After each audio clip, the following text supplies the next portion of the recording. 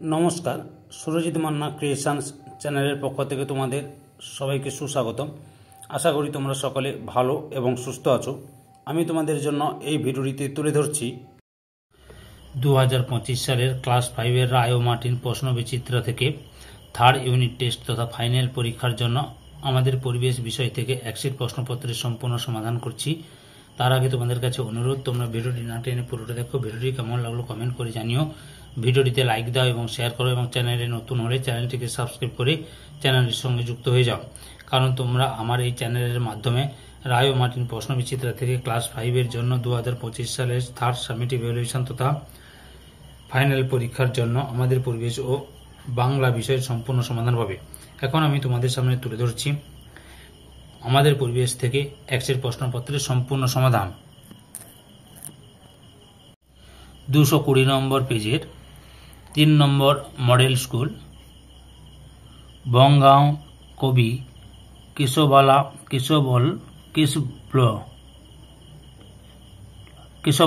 কেশবলাল বিদ্যাপীঠ এই স্কুলের প্রশ্নপত্রের সেটটি আলোচনা করছি। এর আগে আমি 1 এবং 2 নম্বর স্কুলের প্রশ্নপত্রের সেটগুলো আলোচনা করে দিয়েছি।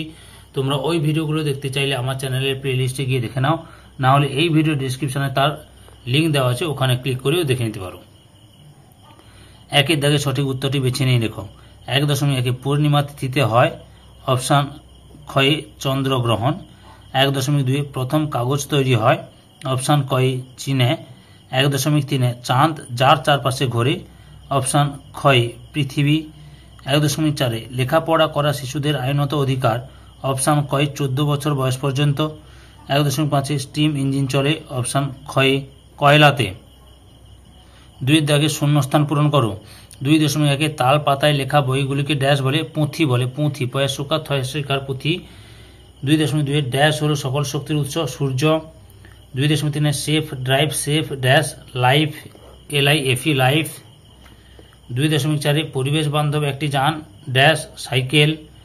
2.5 বয়স্ক মানুষকে ড্যাশ করা উচিত? সম্মান ও শ্রদ্ধা করা উচিত। সম্মান ও শ্রদ্ধা করা উচিত। তারপরে 3-এর দাগে বাম স্তম্ভের সঙ্গে ডান স্তম্ভ মিলিয়ে লেখো। 3.1 পাহাড়ি অঞ্চলের বন্যা, অপশান গয়ে হরপাবান টারবাইন। ঘতে জলবিদ্যুৎ, কালো হীরা, কতে কয়লা। পথে পাঁচালী, ওতে বিভূতিভূষণ বন্দ্যোপাধ্যায়। সুনামি, খতে সামুদ্রিক জলোচ্ছ্বাস। 4-এর দাগে অতি সংক্ষিপ্ত উত্তর দাও। 4.1 পশ্চিমবঙ্গে আয়লা ঝড় কোথায় হয়েছিল? সুন্দরবনে। 4.2 পানসি কি? উত্তরটি দেখো।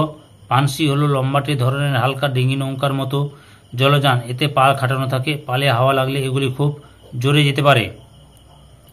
4.3 জোয়ার বলতে কি বোঝায়? উত্তরটি লক্ষ্য করো। চাঁদ ও সূর্যের আকর্ষণ এবং পৃথিবীর ঘূর্ণন গতির জন্য প্রতিদিন নির্দিষ্ট সময় অন্তর সমুদ্র ও নদীর জল বেড়ে যায়। জল বেড়ে যাওয়াকে জোয়ার বলে। বুঝতে পেরেছ? 4.4 ঝালং কোথায় অবস্থিত? পশ্চিমবঙ্গের কালিম্পং জেলায়, ভুটান এবং পশ্চিমবঙ্গের সীমান্তে অবস্থিত। 4.5 ভরা কোটাল কোন তিথিতে হয়? অমাবস্যা ও পূর্ণিমা তিথিতে ভরা কোটাল হয়।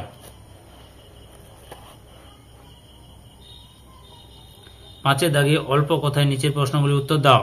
5.1 শিশুদের প্রধান মৌলিক অধিকারগুলি কি কি? উত্তরটি দেখো। এখান থেকে শুরু করে এতটা পর্যন্ত লিখবে।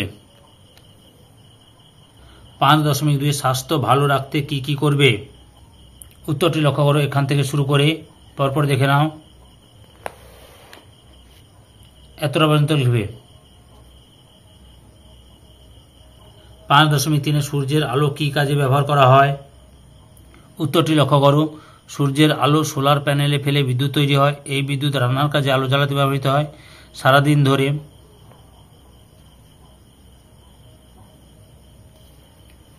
রোদে সোলার ব্যাটারি চার্জ হয়। জামা কাপড় ও শস্য শুকাতেও কাজে লাগে। 5.4 কয়েকটি জলযানের নাম লেখো। পানসি, নৌকা, লঞ্চ, জাহাজ। 5.5 রাস্তায় চলার সময় কি কি সতর্কতা অবলম্বন করবে?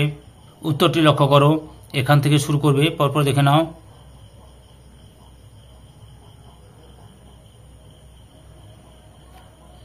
এতটা পর্যন্ত লিখবে। 6-এর দাগে নিচের প্রশ্নগুলি উত্তর দাও যে কোনো 4টি। 6.1 প্রাচীনকালে মানুষ কিভাবে চলাফেরা করতেন। উত্তরটি লক্ষ্য করো। এই যে এটা লিখবে, আগেকার দিনে গরু, ঘোড়া, গাড়ি, হাতি, উট, গাধা ইত্যাদি পশুকে মানুষ পরিবহনের কাজে লাগাতো।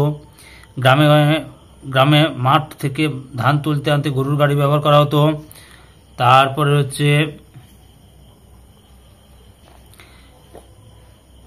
যে বাস ছিল না, তখন মানুষ গরুর গাড়িতে করে, ঘোড়ার গাড়িতে করে, পালকিতে করে দূরে যেত। এই যে গাধার পিঠে মালপত্র নিয়ে যাওয়ার রেওয়াজ ছিল। এগুলো পরপর লিখবে, বুঝতে পেরেছো? সব লিখতে হবে তোমাদের। তার সঙ্গে এটা লিখবে যে আগেকার দিনে ঘোড়ার গাড়িতে বা পালকিতে যাওয়ার খরচ ছিল বেশি, তাই সাধারণ মানুষ হেঁটেই যেতেন। তবে দূর যেতে হলে মালপত্র বয়স্ক এবং শিশুরা গরুর গাড়িতে যেত। তোমার এলাকায় কি কি যানবাহন আছে? লিখবে bus, taxi, truck, Tata magic.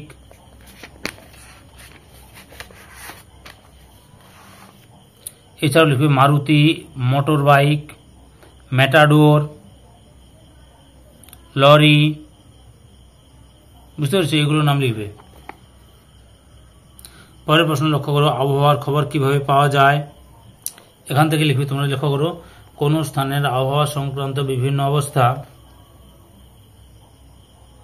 যেমন ঝড়, বৃষ্টি, ঠান্ডা, গরম, হাওয়ার গতিবেগ, বায়ুচাপ, আর্দ্রতা।